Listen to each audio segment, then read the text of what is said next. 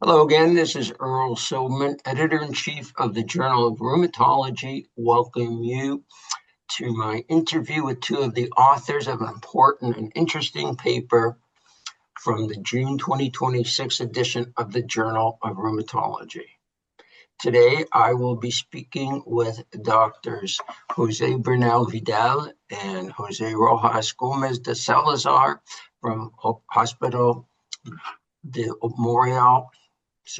Hospital de Universitario de la Marandraxa, Alicante, not too bad for an English speaker, Spain. And I'll be speaking on behalf of all the authors of our featured article entitled Real World Diagnostic Performance of OMERACT Salivary Gland Ultrasound in Patients Evaluated for Zika Symptoms. And I want to thank you both for taking the time to speak to me and our listeners on behalf of the authors of your paper and discuss the findings of your paper on the role of salivary ultrasound in patients with Zika syndrome. So on that note, we'll start. So can you explain a little about the OMERACT scoring system of salivary gland ultrasound, which certainly I'm not familiar with? I'll take that.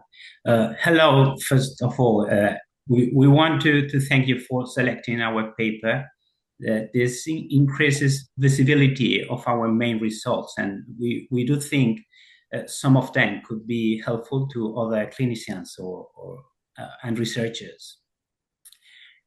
Regarding the question, a little bit of history. Salivary gland ultrasound in Sjogren's disease was first described in the 90s. What we do is to perform an ultrasound of the major salivary glands, which are parotid and submandibular glands. We also have sublingual glands, but we don't see very well with ultrasound, so we don't do that. And with this exploration, we are evaluating the glands responsible for the majority of saliva production. So this is quite interesting to perform in patients with Zika symptoms. Before the OMERACT scoring system, we had the José score. It was first described in 2005. And with this score, we evaluated 5 different items in each gland. And we get a final score with the summatory of the whole glands. To be honest, this test was a little bit tedious in daily practice. But in 2019, the OMERACT ultrasound scoring system was published. And that was a major advantage because it is much shorter and faster to use. To answer your question about OMERACT scoring system, is a semi-quantitative scale that ranges from 0 to 3. Grades 0 and 1 represent normal or minimal changes, and grade 2 and 3 represent clear pathological changes. In fact, when it's 2 or over 2, we consider it a pathological score. What we evaluate with the ultrasound is the homogeneity of the glands, and we look for hypoechoic areas. Each gland is scored individually, and the final score is determined by the worst scoring gland. There are several studies already done, and they report that the OMERACT scoring system has a good sensitivity and specificity for diagnosed Sjogren's disease, but most of them are done in highly specialized centers, and these scores include only patients with Sjogren's disease. Add anything? Okay. So moving from there, specifically, what were the objectives of your study? Yeah, I'll take that one also. The main objective of our study was to evaluate diagnostic performance of the OMERACT salivary gland ultrasound in real-world clinical practice. As we mentioned, most of the published literature comes from highly specialized academic and research centers, and we wanted to see if this score is accurate and reliable when we use it during routine and daily consultations with consecutive outpatients. And additionally, we wanted to compare its performance head-to-head with the traditional functional test. With this, I mean stimulated salivary flow rate and Schirmer test that we performed exactly on the same day that we performed the ultrasound. I know I didn't set you up for this question. Approximately how long does it take to perform the study?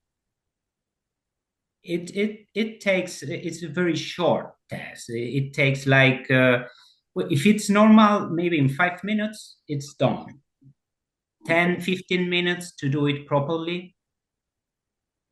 Okay, so not too long compared to the other testing you were describing, which is important. Yeah. So given that, please outline the study population, how you picked them, time period, and how you compared it to the gold standard of diagnosis of Sjogren's disease. Okay, sure. Our study was a prospective observational cohort conducted at our center in Spain. Regarding the population, we include 103 consecutive patients who were referred for other rheumatologists of the team to perform Zika tests by our nurses team with Schirmer tests and salivary flow rates. The same day, as Dr. Bernal said before, the patient has also an appointment with another rheumatologist of the team to perform the ultrasound. It's important to underline he was blind to all clinical and laboratory data. I would like to emphasize the main methodological strengths. First of all patients were consecutive. Second, the study was blinded. And finally, a very important point that highlights the real-world value of our data is the patient distribution, because out of the 103 patients, 51 fulfilled the Sjogren's disease criteria, and 52 did not. However, all of them share a real clinical suspicion because a rheumatologist requests the dryness test. The fact that half of our patients had Sjogren's disease and the other half did not makes our data highly representative of the real-world practice. Thank you. That's very informative. And so you had mentioned that the other tests were performed by the nurse at the same time. So tell us now then the results and how the ultrasound compared to both the salivary gland flow rate as well as the Schirmer's test, and sensitivity and specificities of the test. Yeah, I'll take that one, Dr. Rosas, if you don't mind, because okay. There are many points I want to tell you at this point, because the main results come from this part. First thing, if you look at the overall numbers, ultrasound showed a better global sensitivity. If we compare with salivary flow rate, it was 66.7% in front of 52.9%. So it was better. Specificity was similar. The second point, if we analyzed, we did, we analyzed separately glands, parotid glands and submandibular glands. And we noticed that parotid gland was much reliable than submandibular gland.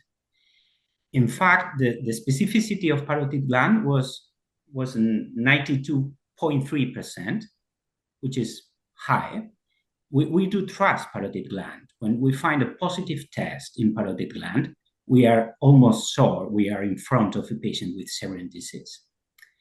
If we see the agreement, we did also in our paper, intra and inter-observer agreement was worse for submandibular gland. This gland causes more confusion and is less reliable, and probably because it is highly vascularized, and all those blood vessels make the ultrasound images more difficult to interpret. The next point, and probably is one of the most important findings of our paper, is we perform a sub-analysis based on age, where we compare patients under 40 years old with patients older than 40 years old. And what we found in the younger group, under 40, that we found that sensitivity of the unstimulated salivary flow rate dropped drastically to 20%. However, ultrasound sensitivity stayed perfectly stable at 66.7%. The explanation for this is very logical. With ultrasound, we measure structure and not function. Structural changes in the glands happen before the alteration of the function. And that's why younger patients still have a salivary reserve that keeps the mouth wet, even if the gland structure is already damaged. And we can see that with the ultrasound. And finally, and I finished, the final point I wanted to underline, just a few words about stimulated salivary flow rate. We found it has a very high specificity. This means that although it does not catch many patients because sensitivity was very low, when it is positive, it is highly reliable to confirm diagnosis of Senabre disease. Would you like to add anything? No, we good? Excellent. Okay. So we talked about how long they take. So having said this, and it's impressive results, do you recommend currently that in specialized clinics, people should be trained in ultrasound? Particularly, you said the parotid gland may be the best thing to look at. Do you think we should move forward with doing this almost routine, only in specialized clinics? Because I'm sure training and takes a while, as well as timing, and you have to feel comfortable with what you're looking at. Do you think we should consider this for the future? Well, tell. Yeah. Dr. Bernal? Yeah. Do you mind if I answer, Dr. Rosas? Okay. Do you mean about the training? Yes. Of course, we absolutely recommend to perform this test on clinical practice. It is completely recommended, especially if you have an ultrasound machine nearby, and we are lucky and we've got many ultrasound machines. So we have discussed the result of our study, and which they show that major salivary gland ultrasound has a good diagnostic performance for Senabre disease. In fact, in our center, we have rheumatology trainees, and we teach them this technique. They learn it very easily, even much easier than musculoskeletal ultrasound. Mm-hmm. Also, as we mentioned before, when we perform this technique, we are collecting data from a different dimension that is not usually evaluated in diagnosis of Senabre disease. I mean, the structural changes in the major salivary gland. So I would like to have that information to make a proper diagnosis. In fact, looking at the publications from recent years, not only ours, it seems that major salivary gland ultrasound will be a part of daily clinical practice, and also probably part of the future classification criteria for Senabre disease. Interesting. I guess you're suggesting similar, as you were saying, to a joint ultrasound being part of the training programs in most centers. Go ahead. Yes. And nowadays, in rheumatology practice, in the majority of the service of the rheumatology service, we have echo machines. Mm-hmm. For example, in our center, every office has an echo machine, and then we use all the time. Then it is very easy to use the same musculoskeletal machine to use for the glands echography. Then it's very practical, and then we use every time without problem. Yeah. And which is that's all. Yeah, easy and fast. I'm positive that just like musculoskeletal ultrasound, the more you do, the faster you are, the happier you are with your results because you see it. And I guess we'll see. This will be interesting in people who have clinics in particular or a large practice of patients with Sjogren's disease. It'll be interesting how we move forward with this. It was sort of when I'll tell you the honest truth, I was a skeptic because I'm a pediatrician. We don't need it that often, musculoskeletal ultrasound, but it's now become part of every training program, even in pediatrics. So it'll be interesting as we move forward, of course. In Sjogren's disease for pediatrics, I can't see it coming because it's such an uncommon disease. But you have to get good at it, and it'll be very interesting. And I know, is there any data in the literature of comparison to the structure you're seeing, which is really interesting, and not surprising that structural changes would occur prior to physiologic changes because we have reserves in everything. But are there ultrasound versus pathology changes? And how do they compare your early changes? I didn't see it anywhere personally, but. No, we haven't seen any results about that, but maybe in the future we will have. Yes. Because you wonder if it could replace, obviously it'd be nice if we could replace biopsy in questionable cases with this. We'll see.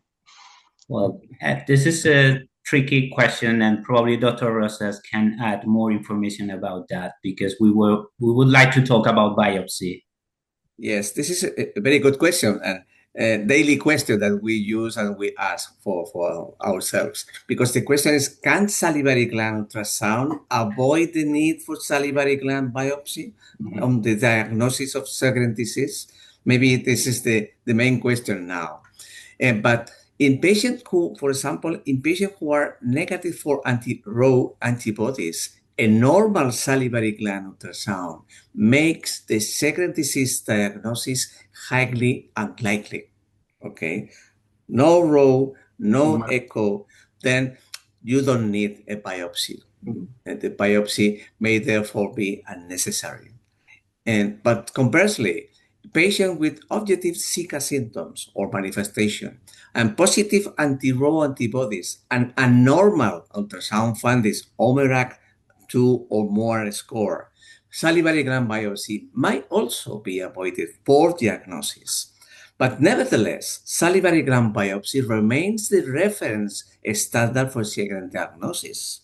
Don't forget it, but provides highly valuable prognostic information that we cannot forget, including the focus score, the presence or absence of germinal centers, the presence of the lymphoepithelial lesion, the LYSA lesion, and also, don't forget, immunohistochemical findings that are very important to know which is the place of our patient in this moment. Then, therefore, salivary gland ultrasound should not be considered a replacement for biopsy, but rather a complementary tool for diagnosis and give us the biopsy many information that we need to know which is the prognosis of our patient with Sjogren's disease. And also, we can consider other diagnoses by the biopsy that we can have more problems with the ultrasound. Then both techniques are complementary tools for the patient and for the study of this kind of patients. Thank you. That was very informative. On that note, do you think there's anything else you would like to add that maybe I forgot to ask? I think we have talked about everything we wanted to tell you. Okay, thank you. That was really informative, certainly for me. And although I read about the ultrasound, it is really nice to speak to people who do it on a daily basis, reassuring you that it's easy to do and reproducible. So I want to thank you both for taking the time to review the findings of your very interesting, and hopefully people will learn, as I did from this paper, about Sjogren's syndrome. Sorry, Sjogren's disease. I'm still thinking in the past. Sorry, I apologize. It's difficult. I'm a slow learner sometimes. And I suggest our viewers and listeners read the complete article titled Real World Diagnostic Performance of OMERACT Salivary Gland Ultrasound in Patients Evaluated for Sicca Syndrome, which is available on our journal's website at jroom.org and in the June 2026 print edition of the journal. I want to thank you all for joining us and hope we will see you all next month when I speak to one of the authors of another important paper from the July edition of the Journal of Rheumatology. I want to thank you very much for speaking, and I want to, if there are any comments, please send them at x@jroom or by email, manuscripts@jroom.com. Thank you both. Thank you very much. Bye.